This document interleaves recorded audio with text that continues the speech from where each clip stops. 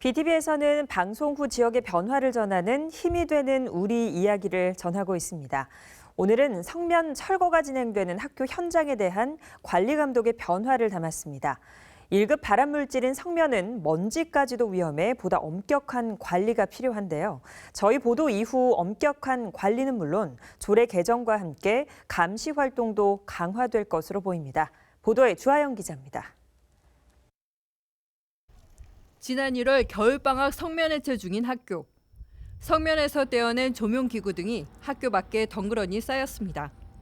성면해체 과정에서 나오는 텍스 조각이나 전등에 붙은 먼지까지도 암을 유발할 수 있어 반드시 비닐에 싸는 보양 작업이 필수인데 규정을 지키지 않은 겁니다. 이런 작업이 제대로 됐는지를 확인하는 전문가와 학부모 등으로 구성된 모니터단. 그런데 성면 위험성을 알리는 교육도 제대로 받지 못하고 현장에 투입됐습니다. 전화해서 분진 마스크랑 방진복 이런 거를 좀 준비해달라고 요청을 행정실에 드렸더니 원래는 안 해도 되는 거지만 요청하시니까 준비해드릴게라는 답변을 받았어요. 이 같은 성면해체 과정의 문제점이 심층 보도를 통해 알려지면서 개선의 바람이 불고 있습니다. 경기도의회는 도정질의에서 보도 내용을 자료로 활용해 관리 감독을 철저히 하겠다는 답변을 얻어냈습니다. 성면 모니터단이 구성이 돼 있는데 그 모니터 구성단들에게도 현장에서 집중 점검해야 될 사항들이 이런 사항들이다 하는 교육을 더 철저히 해서 좀 차질이 없도록.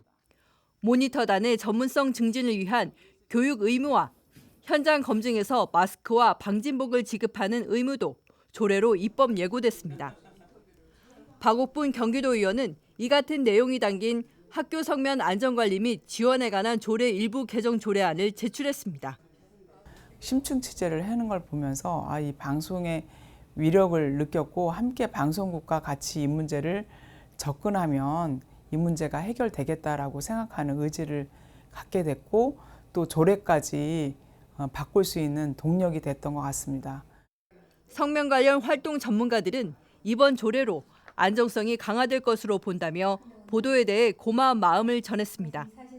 많은 방송사들을 겪어봤기 때문에 기대는 안 했어요, 솔직히. 근데 작은 지역 방송이지만 지역 방송에서 한 2주 동안 제가 알기로는 추운 겨울에 현장을 아침부터 오후까지 뛰어다니시면서 발로 뛰고 정말 몸으로 움직여서 기사를 써주셨던 거예요. 수년간에 걸쳐 성면 철거 현장의 안전을 지적해왔지만 변화가 없었는데 최근에는 긍정적인 신호가 감지되고 있다고 말했습니다.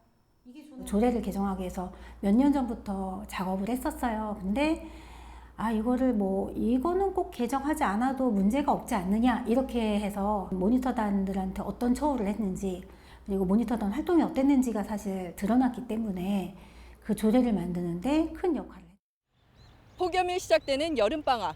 에어컨도 켤 수 없는 현장에서 방진복과 마스크를 쓴 채 성면 철거 공사가 도내 53개 학교에서 진행됩니다. 현장에 안전이 지켜지는지 본 방송은 또다시 지켜볼 계획입니다.